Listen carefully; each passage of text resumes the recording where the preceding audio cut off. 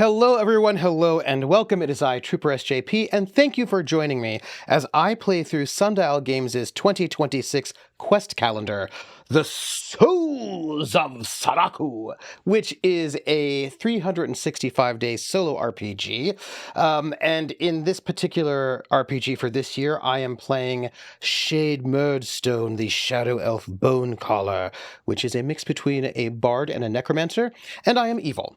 Well, I'm not, but Shade Murdstone is definitely evil, and, charismatic, but evil. Dark Triad, all of that stuff, and the Dark Triad is Shadow, Bone, and Chocolate? I don't know. Anyhow, this is a game where we're villains, and in this one you are one of the minions, one of the main lieutenants of the evil overlord who was destroyed by, the heroes of the light.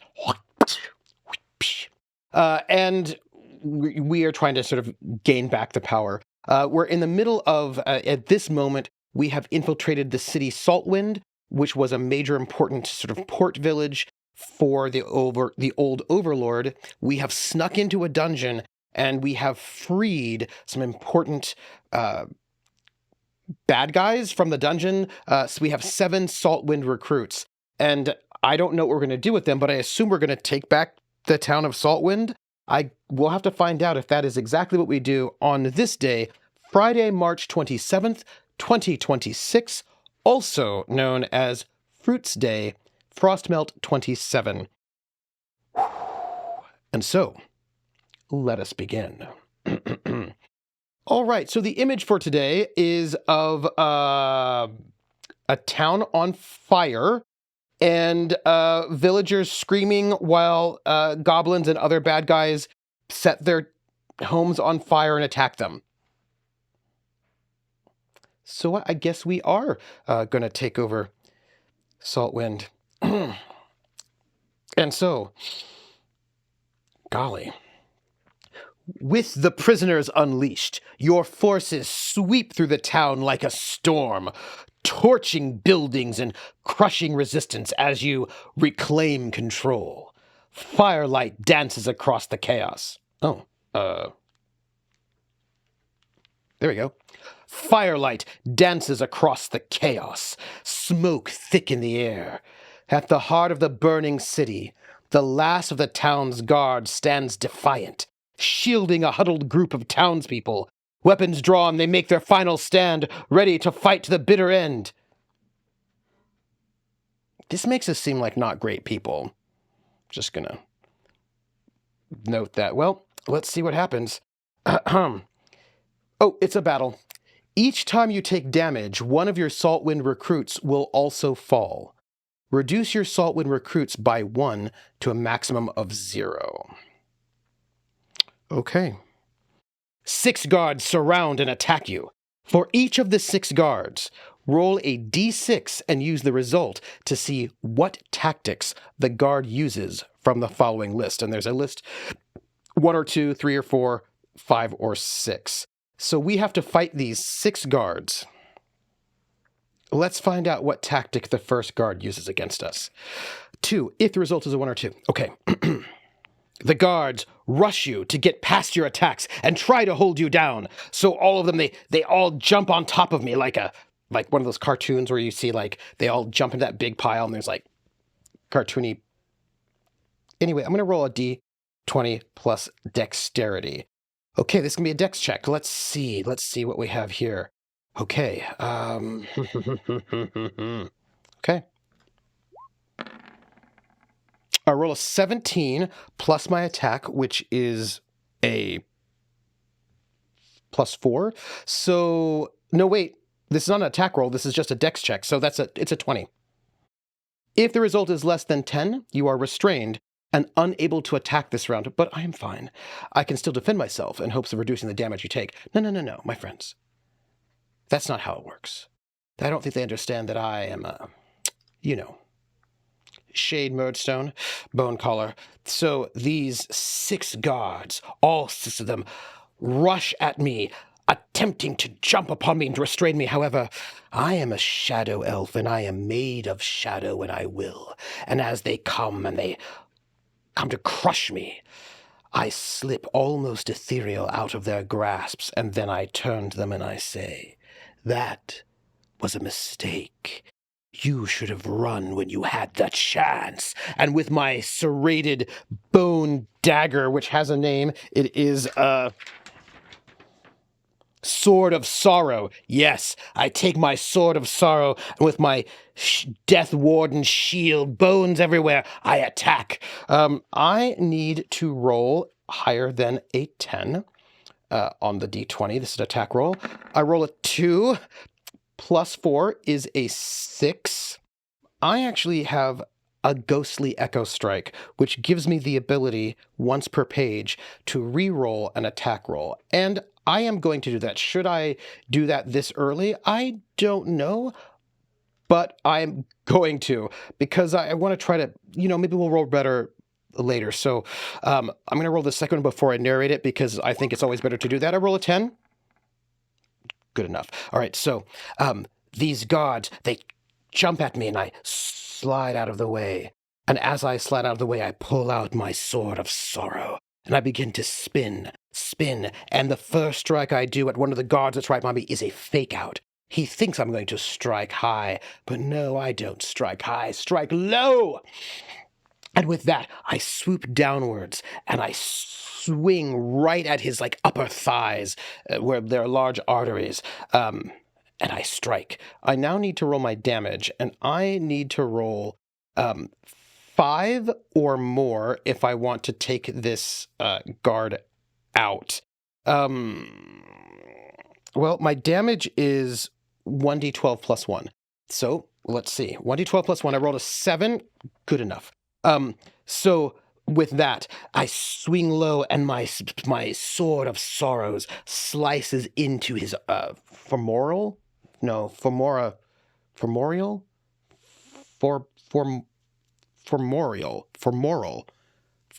artery. Big artery. And the jagged bone blade rips his arteries open, and blood gashes everywhere, and he falls. He falls like a sack of flesh and bone and blood and viscera. I, by the way, have 1 energy left on my vampire friend that I can use to see if I can recruit this person as a minion, and I will do. I just have to roll a 6 and a 1d6. I don't. It's fine. It's okay. Let me just note that my little vampire friend is out of energy. That's sad, but that's okay. That's okay. That's okay. That one's down. There are 5 more, and I turn. I, Shade Murdstone, turn to the other 5, and I say, "Now, who's next?" So with that, I am going to roll to find out what tactic they're going to use against me. A 4. I say, "So who's next?" The guards, nervously looking side to side because one of their members has fallen. They take heart. They surround me. Now, my attacks are split amongst them all, and they will do less damage. And so I'm going to have to make a strength check. Let's see. I roll a 9, but my strength is a -1, so that's an 8. If the result is 10 or less, I'm weakened. Let me see. Do I want to deal with that? Do I want to use up all of my resources? So I've rolled an 8, and I just need to hit... I need 2 more. I'll take it. I'll take it. I have options, but I don't want to use them yet. We're going to take whatever penalty it is. So we are now weakened for this round. And whenever I roll damage, I have to re-roll damage and take the new result only if it's less than the first one. Okay. All right. Well, we can do this. We can do this. Let's see what we have. We have to attack these guards. Okay. The number, by the way, is 11. I rolled a 4 for my attack. 4 to my attack plus another 4 is 8. That makes me 3 less than I need to be. However, I have potions. This is what this is here for, right? Okay, I have a potion. I have got the... Where are you, potions? I have got the combat tonic. I have 2 combat tonics, which will let me add a D4 to my roll. And I roll a 4. That's a 12, which is enough. So it's enough to hit. I'm not going to describe what happens next until after I roll my damage, because as you know, it may not be good enough. So I have to roll a d12 plus 1. I've got to roll this twice. So I roll a 4 plus 1 is 5, which would, by the way, would be enough. And I have to roll again. And I roll a 4 plus 1 is 5, which is enough. And so the guards, they surround me, and I, however, become a whirling dervish of activity. And I spin left, right. I move faster than they can imagine, faster than they can see. The blurring motions, quick, small cuts. And this, after the blurring activity is done, I stop, I look up, and one of the guards on the right falls to pieces, cut into ribbons. Small, thousands of tiny cuts. And I say, you really want to stop this, and stop this now. Let's find out what the third of 6 guards does. What his strategy is 5. Oh, this is a new one for me as well. The guards all rush you at once in a barrage of chaos. Right, so after I've cut 2 of them, there are 4 left. They look at each other, and they yell, "Ah, Fossaldwind!" And they know that the only thing that stands between the villagers and me is them. And with this moment, they rush me from all sides, and I need to make an intellect check. The intellect check is, well, I guess we'll just find out what it is. Remember, my intellect is not the best. I roll a 12. Minus 1 for my intellect? No, minus 0. I just, straight up, now tell me, are you gonna be a monster forever? Oh. Just for the record, I roll a 12. It says, if the result is 10 or less, you are confused. No, I'm good. So they come shouting, cacophony, madness, charging at me, and I say, "Ha! I speak to the dead. Your prattling will do nothing to distract me. Shade Murdstone, Bone Collar." And with that, I roll a natural 20. Everyone, I roll a natural 20. By the way, I forgot, I also have boons if I need them. I will make a note of that. Natural 20. Yeah, wait. Was there something about natural 20s? Oh, yeah, you get a boon. I don't need it. Okay, so that's great. I'm going to roll... By the way, I needed a 13. I'm going to roll damage, and just so you know, I need a 6 in order to beat this guard. Number 3. I don't know, 11 plus 1 is a 12. Right, okay, so as the guards all come charging at me, in a like, with madness, desperation in their eyes, I turn sideways as if I were a sheet of paper. And as they come rushing in, I slip dimensionally right through one of them. And it's like a thin blade of shade paper goes right through their entire body, bisecting them and cutting them in half. And once I get to the other side, I turn around and I say, I sort of go back to 3-dimensionality and I say, now, I'm asking you politely to surrender. They won't. They roll a 5, which means they're going to try to confuse me again. They now look at each other, the 3 remaining, and they turn to me and they begin to shout and scream. The first time they did it, it seemed that it was some sort of strategy to disorient me, but now it seems as if it is only madness. I roll a 7, and my intellect is 0, so that's just a 7 to resist, and that is not enough.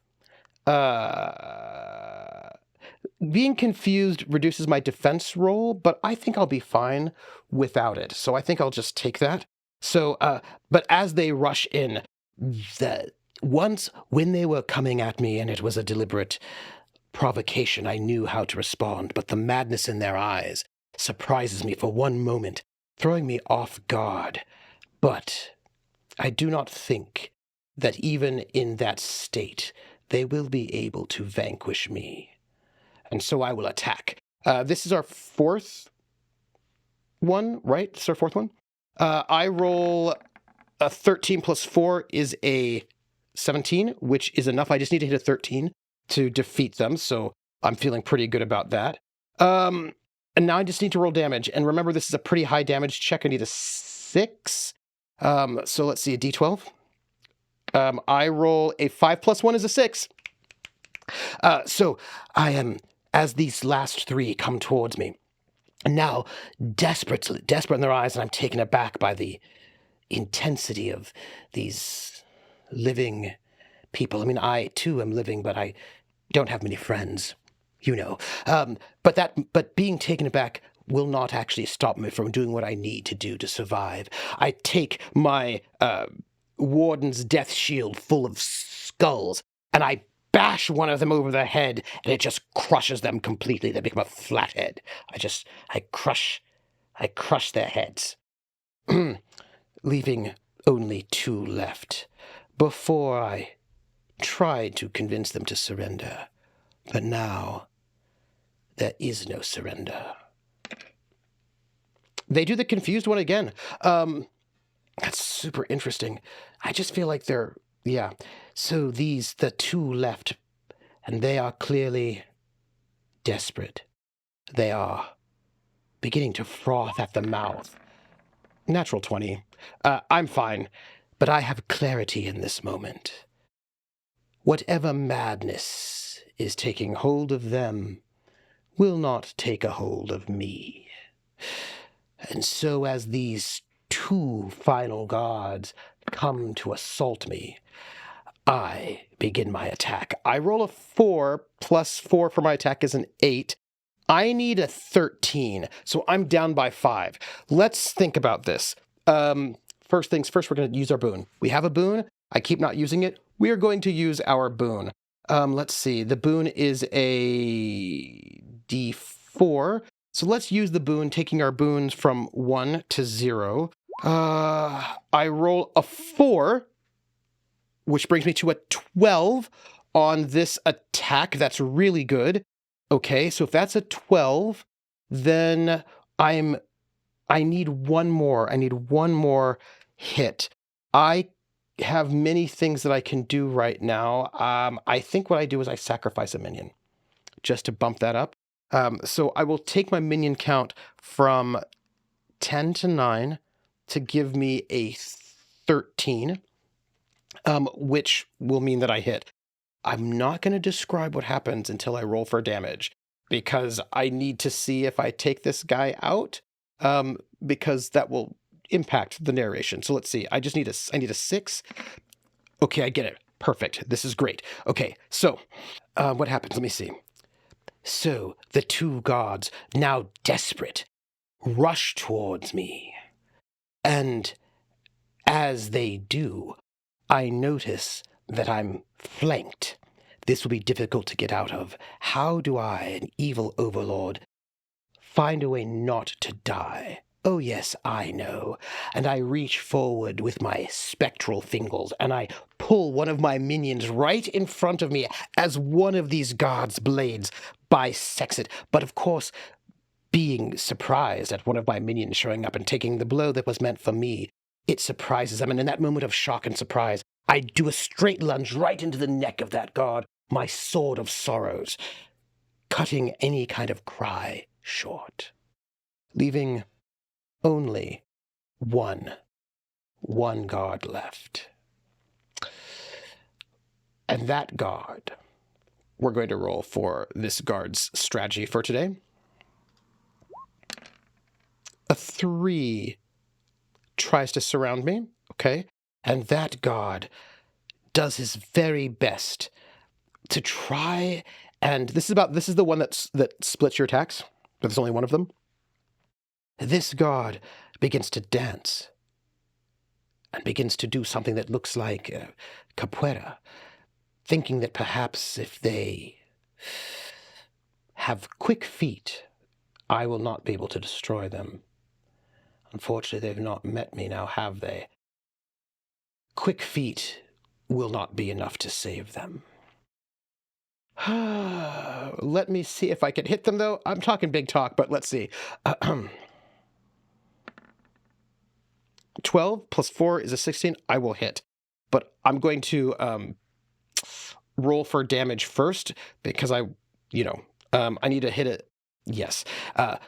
This god begins to dance left, dance right, thinking that they might distract me, that I might have to split my attacks.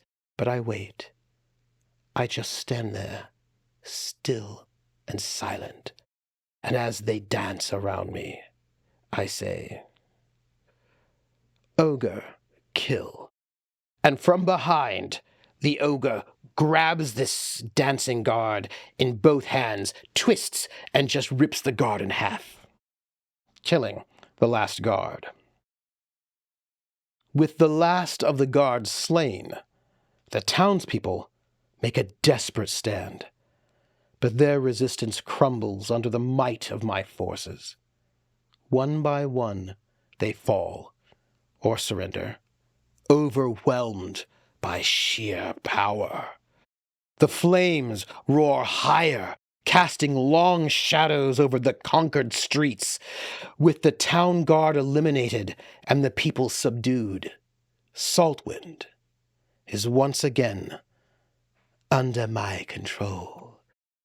Any remaining defiant souls are swiftly restrained, and as the night burns on, myself and my allies revel in hard-won victory. And that is the end of today's session. That was definitely creepy. I'm a bad guy, folks. I feel like Billie Eilish. Wow. Well, we defeated the city, and we didn't lose any of our Saltwind recruits, so I guess that's good, I guess. Oh, we killed a lot of people. Hey, everybody, war's bad. Anyhow, that's going to be the end of today's session. Thank you for joining me. And if you like this, subscribe, leave a comment, and then join me tomorrow, where we get to the weekend session. And the weekends are they always have some kind of cliffhanger or something big happens on the weekends. And I don't know what that's going to be for this sort of Saltwind arc. I guess we'll find out tomorrow. So come and join me tomorrow for more of the Souls of Saraku. Bye, everybody.